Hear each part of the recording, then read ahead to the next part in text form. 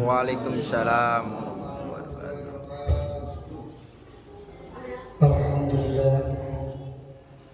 Alhamdulillahilladzi ahyana ba'da ma amatana wa ilayhi nusyur.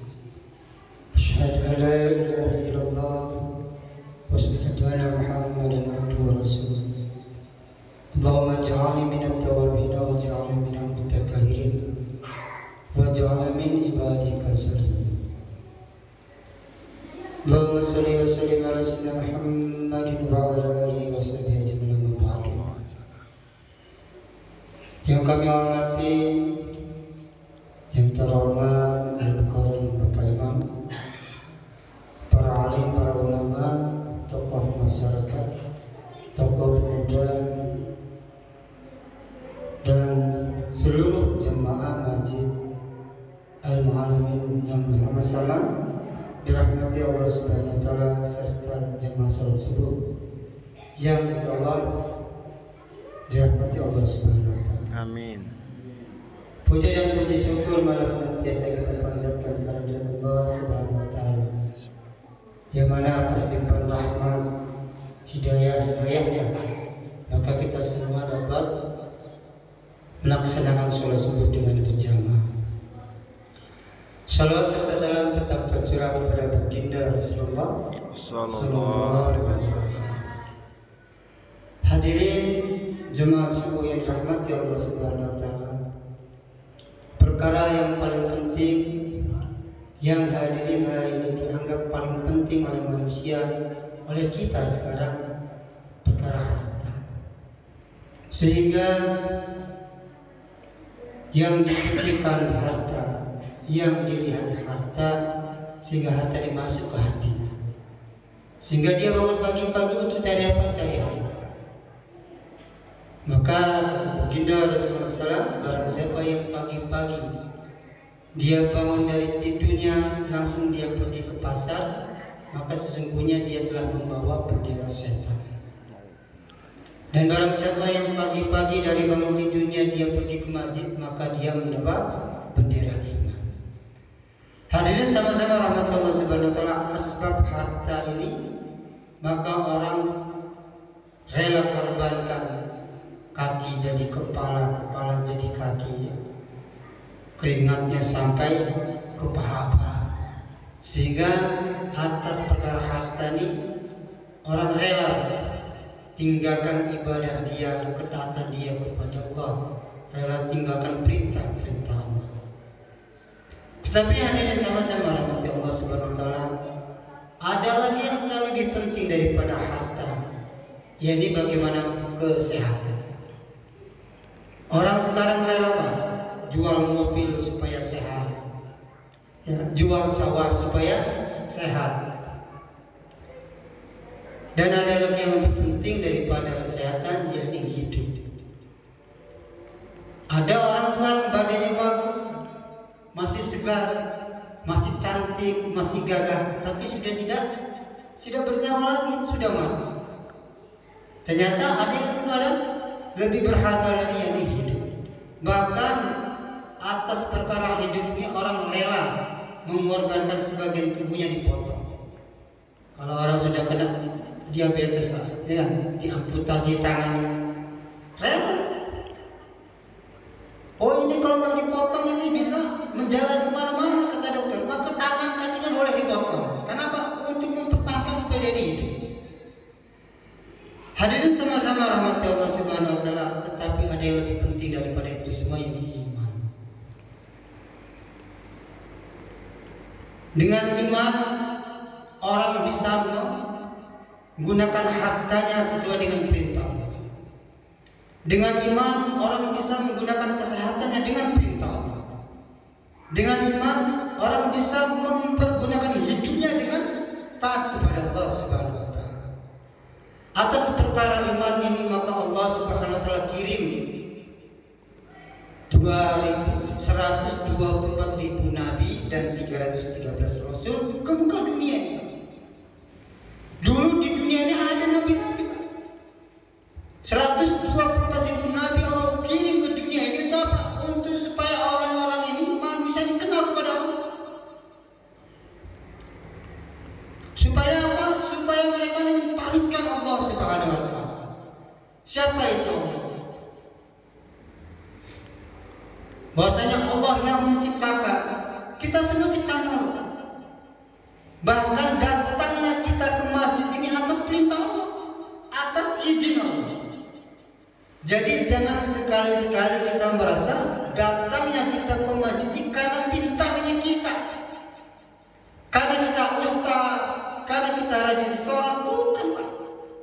Baju kita banyak, badan kita sehat, tidak ada hubungannya dengan itu semua. Tetapi atas kasih sayangnya Allah Subhanahu wa taala. Bahkan orang yang sudah tidur di masjid pun kalau Allah tidak izinkan dia sholat, tidak akan sholat di masjid, Pak. Walaupun dia sudah tidur di masjid, Allah tidak kasih dia hidayah untuk sholat di masjid, dia keluar dari masjid. Inilah Allah Subhanahu wa taala beri kita kekuatan untuk bisa melaksanakan sholat subuh dengan berjamaah. Inilah iman. Maka hadirin sama-sama rahmat Allah Subhanahu wa taala. 124.000 nabi, 313 rasul Allah korbankan untuk perkara agama.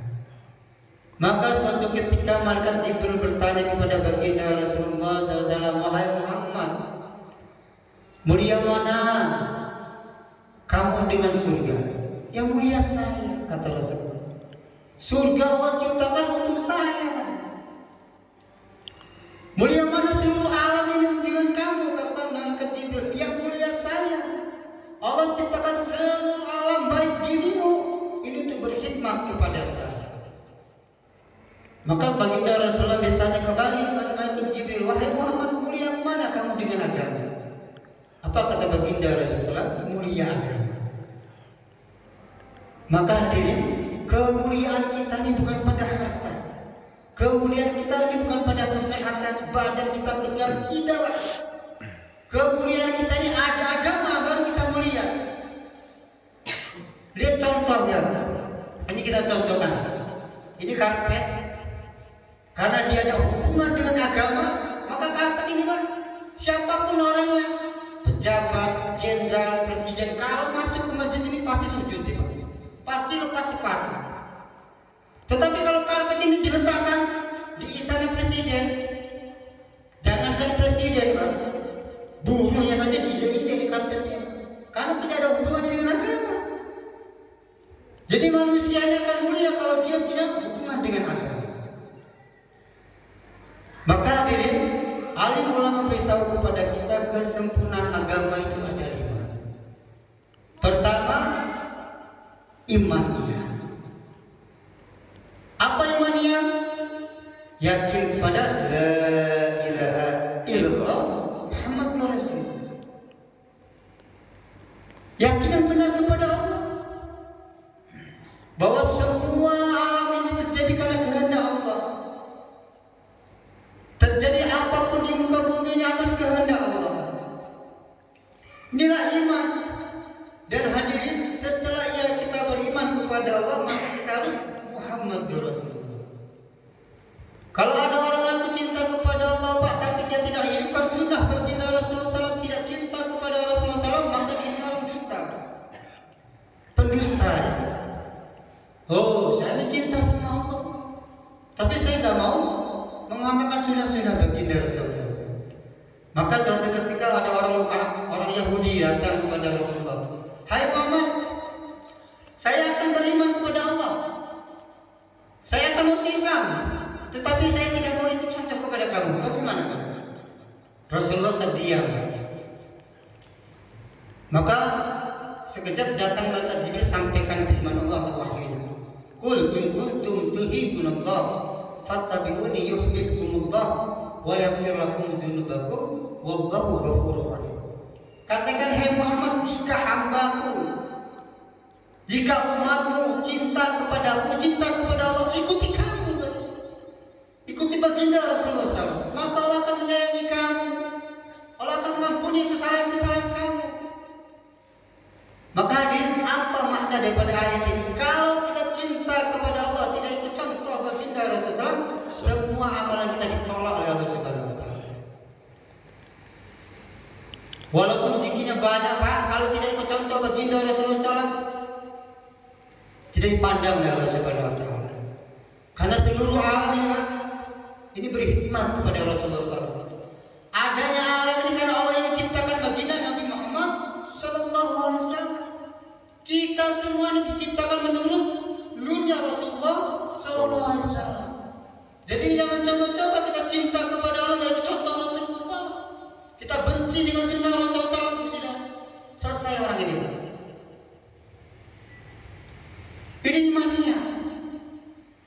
Sekecil apapun sunnah baginda Rasulullah SAW itu ada kejayaan.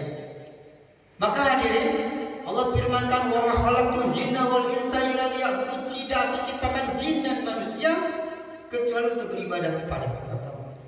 Kita ini suruh ibadah sama Allah. Suruh ibadah. Loh kita nggak boleh kerja, ya kerja. Kita nggak makan, ya makan.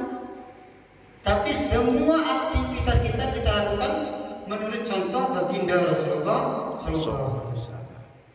Makan kita ikut contoh Rasulullah SAW. Bagaimana makannya Rasulullah SAW? Pakai tangan kanan Pak. Dalam kitab fikih Pak, makan pakai tangan kiri ini berdosa Pak. Makan pakai tangan kiri, makan tangan kiri ini berdosa. Makan ini makan tangan kiri ini berdosa. Jadi mulai sekarang kita gunakan makan tangan kanan, minum tangan kanan. Kadang-kadang kita lupa Pak. Makan tahu goreng ya Pak, makan tahu gunting pakai cabai, ya. Makan tahunya kanan, cabainya masih kiri Pak. Ini kadang-kadang kalau nggak kita ingat Pak, Masya Allah. Sering duduk perjamuan, minum aqua masih pakai tangan kiri Pak, Masya Allah.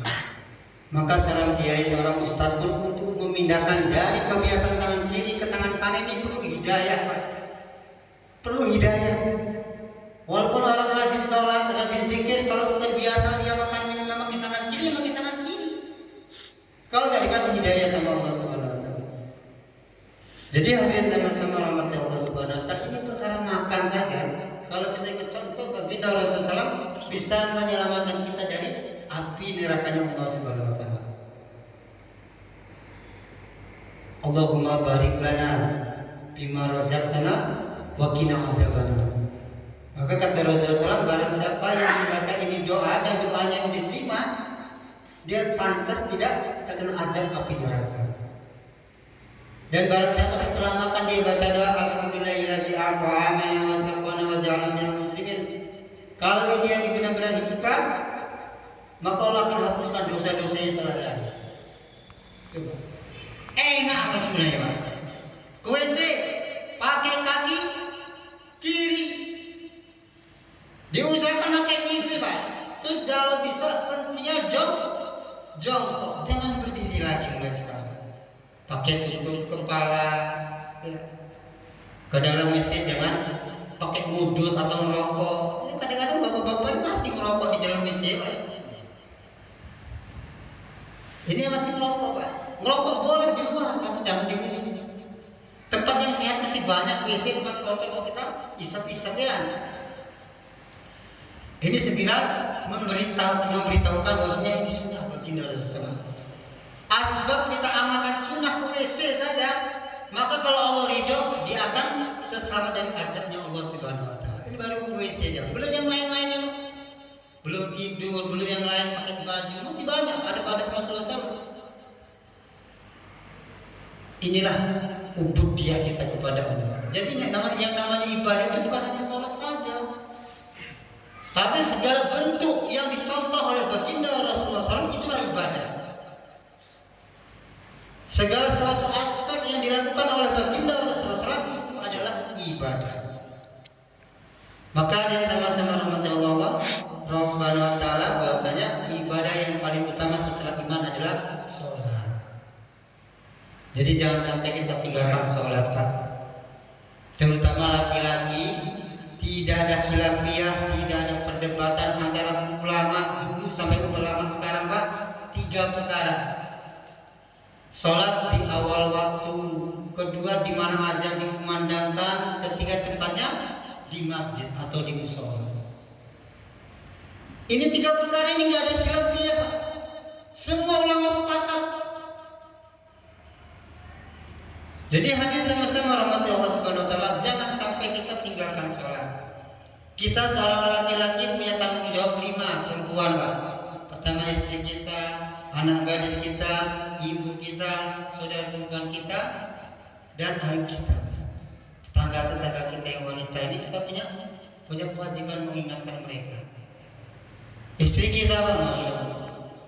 Maka di sini orang Jawa semua, Pak, ya. Insya Allah orang Jawa semua ini ada pesan dari Sunan Kalijaga. Kata Sunan Kalijaga, hei manusia, yang titiwan ini besok yang kali wis ilang kedungi, pasar ilang kumandangi. Ya, wong wadon ilang wirangi, wong lanang ilang wibawani. Enggal-enggal siro topol lono, jajak desa milangkori. Ini kalau orang Jawa tahu milangkori, tapi kalau orang Jawa benar-benar orang Jawa, Pak. Kadang orang Jawa juga nggak tahu milangkori itu apa. Jajak desa milangkori. Ojo pati-pati bari sadurung itu patang sasi. Mengko entuk besek saka hyang iki, kletik tanpa sutang, mabur tanpa lar, sekti tanpa aji-aji. Menang tanpa ngasorake, kata Sunan Kalijaga nih, Pak. Alhamdulillah saya dulu pernah, walaupun sudah lama pernah duduk masuk di pesantrennya cucunya Sunan Kalijaga. Jadi katanya, hai manusia nanti, kalau sudah tiba waktunya, yang titiwan kini katanya, kalau sudah tiba waktunya, yang kali kesilan keduni, kalau kali sudah bilang kedalamannya, coba ditengok Pak kali kita kan. Sekarang kali kita dilihat sekarang. Untuk cuci kaki aja kita nggak tegel, Pak, ya kan? Kalau dulu cuci baju, Pak, kali kita. Orang tua sekarang, orang bapak-bapak yang tua tahu nih, Pak, kali kita dulu bersih, Pak. Jangankan sekarang untuk cuci kaki, Pak, untuk cuci baju, cuci kaki aja kita sudah nggak tega lagi melihatnya, kotor. Sudah nggak ada banyak sampahnya, banyak busanya. Ini yang pertama. Yang kedua, orang sudah tidak lagi mendalam ilmu agama, Pak. Opo gue jadi santri, lah paling jadi marbot. Ya, mendingan kita ini kuliah bahasa Inggris, ya kan? Bahasa Jepang, ilmu sains, jadi dokter, masya Allah. Ini ilmu agama sudah nggak lagi mau mendalamkan. Yang kedua, pasar hilang pemandangan. Pasar hilang pemandangan itu apa, Pak? Orang sudah nggak lagi berduyun-duyun pergi ke pasar, Pak. Kenapa? Sudah ada Indomaret, Alfamaret. Terus di Indomaret sama Alfamaret itu, Pak, ada orang nawar beli di Indomaret. Ya, yang sudah dilabelkan itu nggak boleh ditawar lagi. Bahkan di tulisannya, barang yang sudah dibeli nggak boleh dikembalikan. Padahal kata baginda Rasulullah SAW, barang siapa yang menerima barang pembelian orang, dia terima dengan ikhlas, maka Allah akan sediakan istananya di surga. Allah. Ini orang Islam nggak tahu nih, Pak. Pasar harus hilang pemandangan. Kedua, ketiga, wong wadon harus hilang wirani, perempuan sudah hilang malunya. Sekarang ini, Pak, perempuan dengan laki-laki sopan dengan laki-laki, ya kan? Kenapa sekarang orang perempuan nggak pakai jilbab itu biasa? Karena sudah terbiasa, Pak. Kalau dulu orang nggak pakai jilbab tuh malunya ujubillah, Pak. Kalau sekarang sudah terbiasa, maka sekarang yang pakai jilbab ini malu-malu sekarang. Perempuan yang pakai jilbab ini sekarang malu-malu tutup aurat, ya kan? Pakai sunnah syar'i ini malu-malu sekarang. Malah dia buka aurat gak malu-malu. Kebalik, tuntunan jadi tontonan, tontonan jadi tuntunan sekarang. Joget-joget di panggung itu gak malu dia, Pak. Ya. Kalau dulu, zaman-zaman kita dulu, bapak kita dulu, bapak perempuan tuh pakai walaupun sarung, Pak, ya kan? Pakai sarung, pakai jari. Kalau ada laki-laki dia langsung lari. Lah kalau sekarang ya kan? Masya Allah, ini perempuan sudah hilang malunya karena dengan kali jaga. Yang keempat, wong lanang hilang wibawanya, laki-laki sudah hilang wibawanya. Apa? Salah satunya nggak ada kekuatan untuk menyuruh istrinya tutup aurat, sholat, menjaga sholatnya tepat waktu. Bahkan sekarang kalau istrinya naik panggung, suaminya sholat. Bahkan suaminya nyawer. Betul lah. Masya Allah. Apa kata kalian? Galau siro, kepololono, cepet-cepet kamu berkelana. Jelajah desa, dari desa ke desa, bilang kori ketuk pintu. Maka jemaah ini Pak, kalau jam 5 itu ketuk pintu. Assalamualaikum. Sampaikan la ilaha illallah. Ketuk pintu bilang kori. Ojo pati-pati balik, jangan pulang-pulang kamu kalau belum dapat 4 bulan. Nah kita cuma belajar 40 hari Pak. Mendikani Sunan Kalijaga 4 bulan katanya Pak. Ya kan? Pesan Sunan Kalijaga, jangan pulang kamu kalau belum 4 bulan. Monggo untuk WC supaya mimpi nanti kamu dapat hidayah dari Allah Subhanahu wa taala. Meletik tanpa sutang, kalau orang Jawa tahu sutang. Makbul tanpa lagi, kita bisa kemana-mana, terbang kemana-mana, gak punya sayap Pak.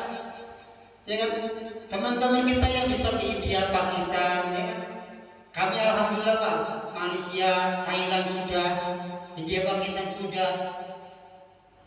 Gak punya sayap kita Pak. Ya kan? Bukan banyak duit Pak, bukan. Tapi atas kehendak apa? Kehendak Allah Subhanahu wa taala. Hadirin sama-sama rahmatullahi wabarakatuh. Pesan Sunan Kalijaga. Maka pada para jemaah, mari sama-sama. Jadi maksud jemaah ini diantar Pak, yang pertama untuk menyempurnakan iman, kedua bagaimana bisa menghidupkan sunnah baginda Rasulullah Sallallahu Alaihi Wasallam, dan ketiga inti jemaah ini diantar untuk bagaimana orang-orang ini punya peduli dengan masjid-masjid Pak, untuk memakmurkan masjid hidup 24 jam, sehingga orang ketika lewat ke masjid ini dapat hidayah. Orang mau belajar agama di masjid, orang mau belajar musyawarah di masjid, ada makan di masjid. Kalau masjid ini hidup 24 jam, ini maksud jemaah diantar. Kami ini belajar untuk menyempurnakan iman, supaya iman ini benar, keyakinan kepada Allah ini benar, dan ada kekuatan untuk menghidupkan sunnah baginda Rasulullah SAW. Dan selalu bagaimana bisa menghidupkan amalan masjid. Jadi di masjid itu bukan hanya sholat aja Pak, beres-beres, gantian ya. Masjid ini punya orang kampung. Kalau orang kampung ini 200 kakak, ya 200 kakak itu yang bertanggung jawab untuk memakmurkan masjid ini Pak.